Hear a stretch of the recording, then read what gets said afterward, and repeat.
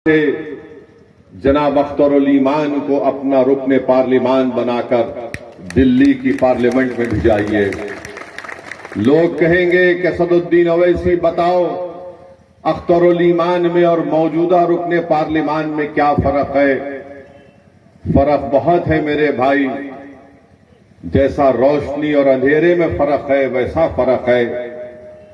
जैसा एक किसी के घर में अगर जनाजा आता है तो सन्नाटा हो जाता है, उस तरह के सन्नाटे में और एक कोहराम में फर्क है। अख्तरुल ईमान का नाम एक कोहराम मचा देना है।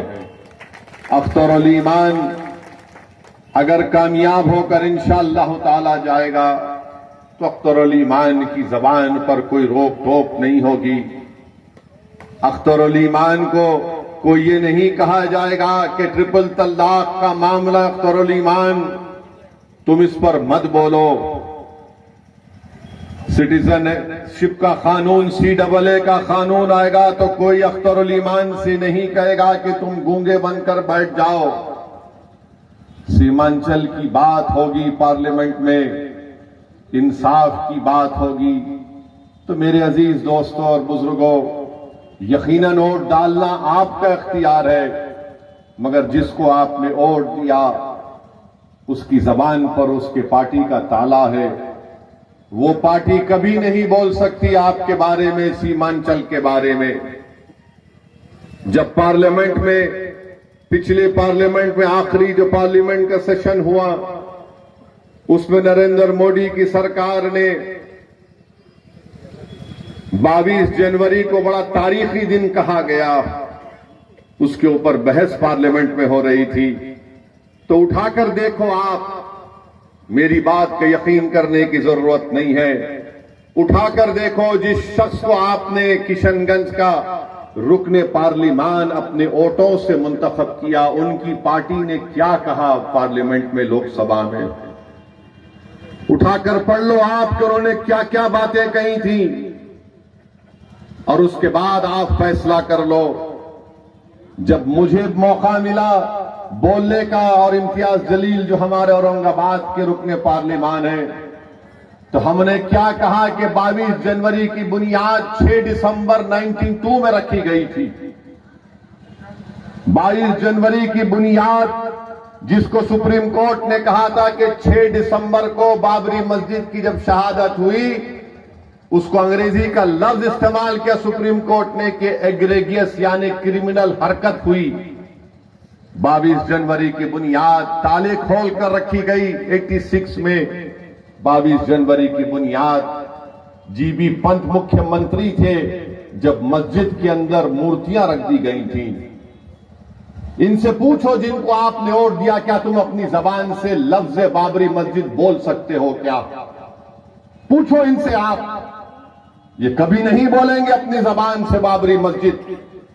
इनसे पूछो क्या तुम 6 दिसंबर की बात कर सकते हो? कभी नहीं करेंगे। इनसे पूछो क्या तुम हिजाब के बारे में बात करोगे? नहीं करोगे। क्यों नहीं करोगे? क्योंकि डरते हैं कि दूसरों का वोट ना मिले। अरे मैं वोट की बुनियाद पर नहीं कह रहा हूं कि मुझे आपका वोट मिले और उनका ना मिले। मैं ये कह रहा हूं कि तुम में इतनी तो सच्चाई और ईमानदारी होनी चाहिए कि तुम झूठ को झूठ बोलो, सच को सच बोलो, मगर तुम उतना भी नहीं बोल सकते। तुम जुल्म को जुल्म बोलो, तुम जालिम को जालिम बोलो, मगर आज की राजनीति भारत की ऐसी हो गई कि जुल्म करने वाले मसीहा बन चुके हैं और मजलूम जालिम बन चुका है। जिसकी मस्जिद को बर्बाद कर दिया गया वो बजाय मजलूम की आज जालिम बनाकर पेश किया जा रहा है। मैंने पार्लियामेंट में उठकर कहा कि हम भारत के शहरी हैं। हमारे बुजुर्गों ने अंग्रेजों से लड़कर इस मुल्क को आजाद करवाया। हमसे पूछो, तुम गांधी की बात करो, मौलाना आजाद की बात करो, तुम पूछो हमसे जौहर बरादरान की कुर्बानियों को, तुम पूछो हमसे अल्लामा फजल हक खैराबादी की उस काला पानी की तकालीफ के बारे में पूछो, तुम पूछो हमसे हुसैन अहमद मदनी की माल्टा की जेल में कितनी तकालीफ उठाना पड़ा। मगर आज इख्तिदार की कुर्सियों पर बैठने वाले और जो तुम्हारा वोट लेकर जीत कर जाते हैं वो खामोश बैठ जाते हैं जब हमसे कहा जाता है कि तुम बोलो, क्या तुम औरंगजेब के बारे में बोलो, तुम जिना के बारे में बोलो। मैंने पार्लियामेंट में कहा कि मैं औरंगजेब और मोहम्मद अली जिना का तर्जुमान नहीं हूं, मैं भारत के संविधान की बात करता हूं और उसके दरमियान में रहकर अपने हक की मनवाने की बात करता हूं। मेरे भाई, यही तो मजलिस इत्तेहादुल मुस्लिमीन का पैगाम है। जिनको तुम वोट देते आए, तुम वोट दे देकर थक गए। तुम्हारे दादा ने, परदादा ने उनको ये समझ कर वोट दिया था कि ये हमको बचाएंगे, सीमांचल को बचाएंगे। वोट तो आपने दे दिया, मगर उन्होंने आपसे बेरुखी अख्तियार कर ली। हमारी मां और बहनों ने धूप में खड़े होकर, घंटों खड़े होकर, भूखे रहकर हमारे नौजवानों ने इनको वोट दिया कि अलीगढ़ मुस्लिम यूनिवर्सिटी का कोई कैंपस यहां शुरू हो जाएगा। मगर बताओ आपको क्या हासिल हुआ मेरे भाई? पार्लियामेंट में मैं और इम्तियाज जलील 2 रुकने पार्लियामान है। यकीनन मेरी भी ख्वाहिश है कि ये 2 से 3 हो, 3 से 5 हो, 10 हो, ताकि हम अपनी आवाज को उठाएं। और मैं ये समझता हूं कि अगर अख्तरुल ईमान को आप कामयाब करेंगे तो ये आपकी कामयाबी होगी, ये आपके इत्तेहाद की कामयाबी होगी, ये सीमांचल के गरीब और मजलूम अवाम की कामयाबी होगी। सीमांचल की सरजमीन पर बसने वाले हर मजहब के मानने वाले हैं, ये उन तमाम गरीबों और मजलूमों की कामयाबी होगी।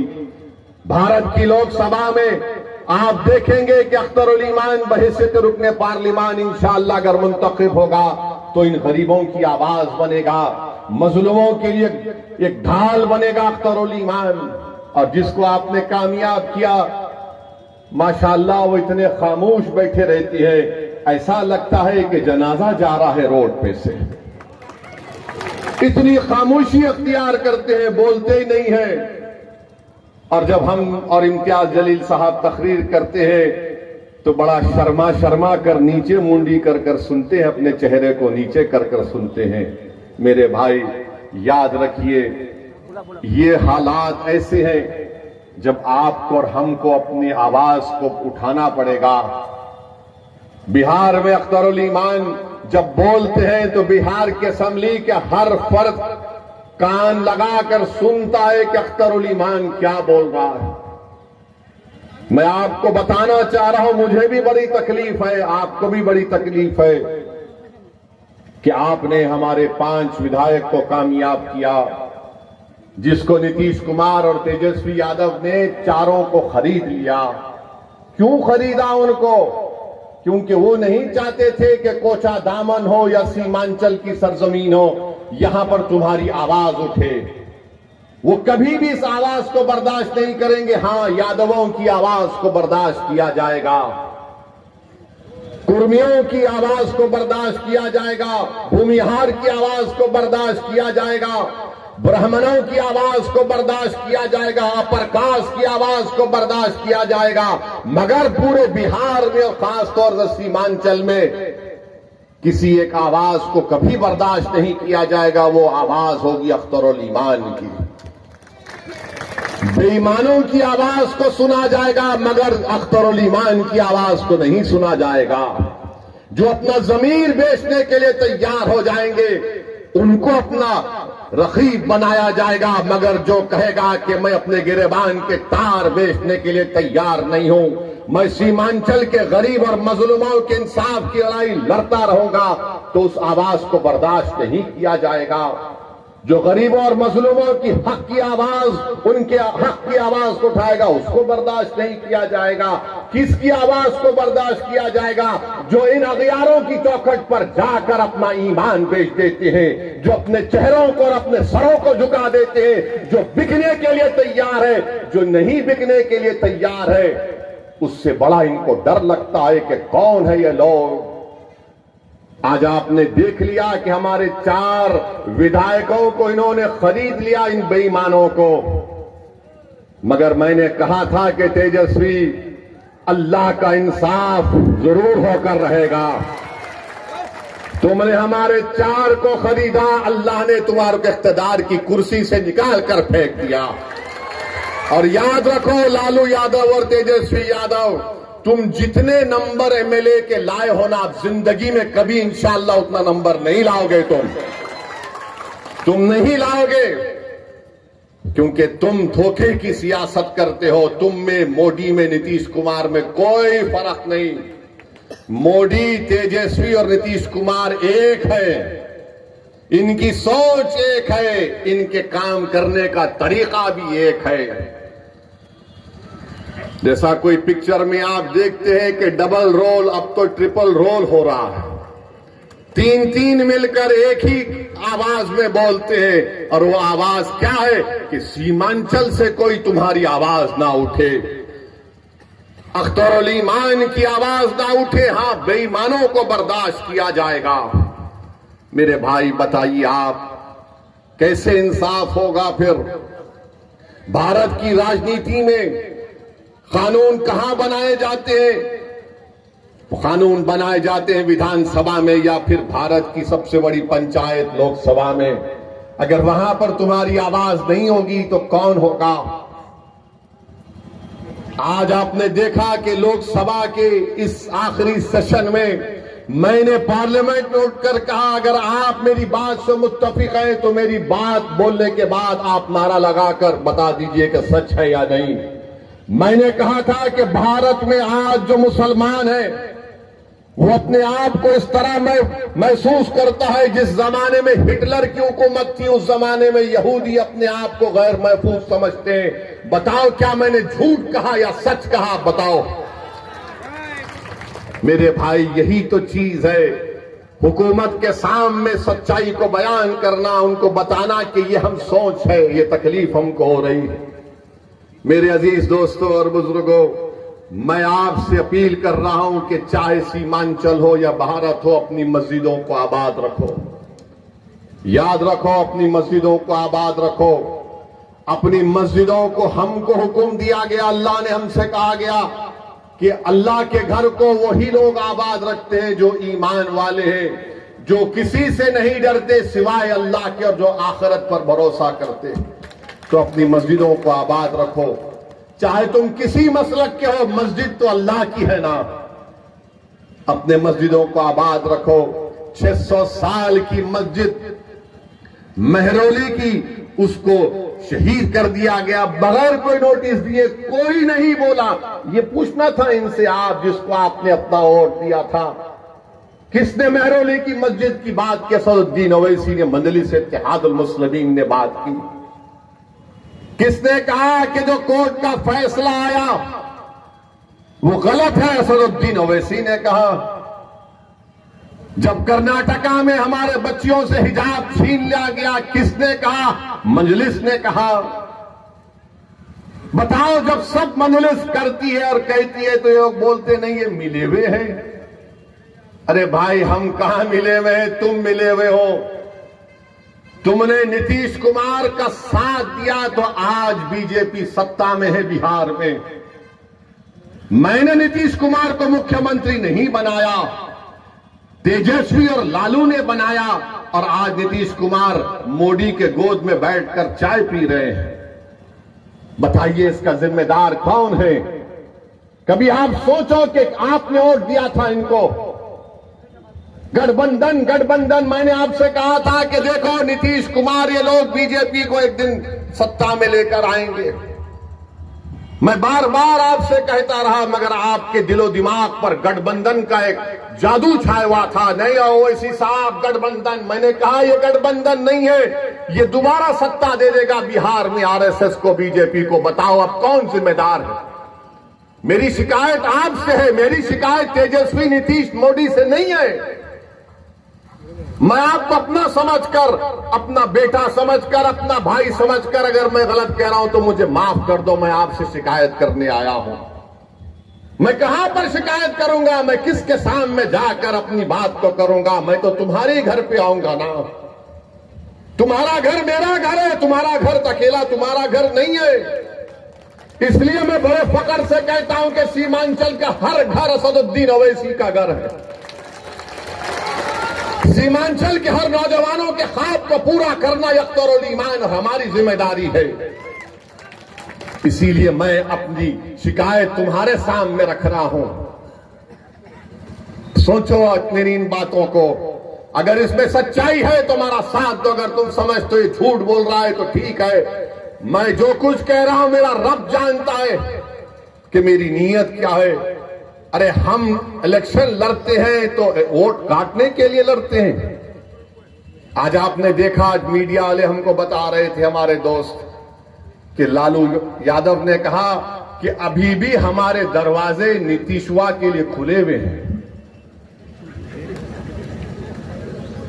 लालू ने कहा कि नीतीश के लिए हमारे दरवाजे खुले। लालू जी पूरा घर ही दे दीजिए, नीतीश को बचा क्या है अब। हमारे घर के, आपका घर कहां रहा लालू जी, आप तो पूरा घर दे दिए। उस घर में अब नीतीश और मोदी बैठकर चाय पी रहे हैं। नहीं, नीतीश के लिए हमारे दरवाजे खुले हैं, अख्तरुल ईमान के लिए घर के दरवाजे बंद हैं, क्योंकि अख्तरुल ईमान सच्चाई को बयान करता है। आप बताइए किस तरह आपके वोट का गलत इस्तेमाल किया गया। अगर मजलिस इत्तेहादुल मुस्लिमीन के बिहार के विधानसभा में 5 की जगह और 12 विधायक जीत कर जाते तो मोदी हुकूमत नहीं करता बिहार में। अब के बार वो गलती मत करिए, 10 से 12 विधायक हमारे कामयाब करिए। पल्ला आपके साथ होगा, आप जिसको बोलेंगे मुख्यमंत्री रहेगा, जिसको आप बनाना चाहेंगे वो बनाएगा। मगर आपने बरसों इनका साथ दिया। अरे कितने साल, कितने 12-14 साल राजद की सरकार, अख्तर भाई 15 साल, 15 साल, और नीतीश कुमार पलटू मास्टर, इनके कितने 17 साल, 15 और 17 मिला दीजिए 27 साल, अब 32 साल हो गए। माफ करना, बिहारी मैथ्स में अच्छा होता है। 32 साल हो गए। 32 साल में तो 2-2 नस्ल तैयार हो जाती है, और बिहार में तो बच्चे जल्दी पैदा हो जाते हैं। ये बीजेपी वाले बोलते हैं 32 साल हो गए, उसके बावजूद भी हमारे जो सफों में जो ये लोग कमजोर लोग बैठे हुए हैं, जो अपना ईमान बेचकर बैठे। अरे 32 साल ही तो हुए ना, 100 साल कहां हुए। 32 साल में कितने घर बर्बाद हो गए। 32 साल में सीमांचल में कितनी जमीन कट गई। 32 साल में कितने किसान बर्बाद हो गए सीमांचल में। मगर हमारे दिमागों में बात बैठी हुई है, नहीं भाई सेकुलरिज्म को जिंदा रखना है। सेकुलरिज्म को तुम नहीं जिंदा रख सकते। ये सेकुलरिज्म को जिंदा रखने की बात हो रही है। सेकुलरिज्म जिंदा उस वक्त रहेगा जब तमाम लोग अपने आप को महफूज समझेंगे, चाहे दलित हो, मुसलमान हो, आदिवासी हो। सेकुलरिज्म की बात ये लोग अपने बेटे को मुख्यमंत्री बनाना चाहते हैं। लालू, मेरा बेटा मुख्यमंत्री बन जाए तो बिहार का कल्याण हो जाए, मेरा बेटा मुख्यमंत्री की कुर्सी पर बैठ जाए तो सबका टन टनाटन फायदा हो जाएगा। मेरे भाई, ये कब तक खानदान और पानदान की राजनीति चलती रहेगी, ये आपको फैसला करना है। अख्तरुल ईमान का आपने हमेशा साथ किया। अख्तरुल ईमान ही ने बता दिया आपको कि कैसे 4 तो भाग गए, बंदरों की तरह दीवार कूदकर भाग गए। मैं उन 4 को कह रहा हूं कि आओ, निकल कर आओ सीमांचल की सरजमीन पर और बोलो इसी के बारे में तुम में दम है तो बताओ, बताओ आके तुम लोग। और हद तो ये हो गई, यहां के जो विधायक हैं, यहां के जिसको आप और हमने उनके लिए बड़ी मेहनत की, आपने क्या क्या किया अल्लाह ही जानते। वो क्या किए, तेजस्वी से दौलत लिए दुबई में होटल खोले, दुबई में होटल खोले। होटल का नाम क्या लिखा, हैदराबादी बिरयानी। चलो शुक्रिया आजाद, कम से कम तुमने हैदराबाद को याद तो किया अपना जमीर बेचकर। अब बताइए आप ये कैसे लोग हैं, मगर हमारी तारीख गवाह है। करबला के मैदान में इमाम हुसैन को शहीद करने वाले गैर नहीं थे, मुसलमान थे। करबला के मैदान में इमाम हुसैन के साथ नमाज पढ़ते थे और नमाज के बाद आले रसूल पर तीर बरसाने वाले मुसलमान थे। टीपू सुल्तान को शहीद करने वाले गैर नहीं थे, मुसलमान थे। सिराजुद्दौला को नुकसान पहुंचाने वाले मुसलमान थे। तो हर दौर में यजीद, मीर जाफर और मीर सादिक रहेंगे, मगर हमको उनसे सबक हासिल करना है। मेरे भाई, अब की बार हम इन गद्दारों से दोबारा नहीं डसे जाएंगे इंशाअल्लाह ताला। मुझे यकीन है कि आप ये नीतीश कुमार और तेजस्वी यादव ने अपने इख्तिदार के नशे में, गुरूर में और इख्तिदार की दौलत का गलत इस्तेमाल करके उन्हें सीमांचल की आवाज को खत्म करने की कोशिश की। मैं नीतीश कुमार, तेजस्वी यादव को, नरेंद्र मोदी को कहना चाहूंगा कि तुम जमीर फरोशों को खरीद सकते हो, तुम अपने इख्तिदार और दौलत की बुनियाद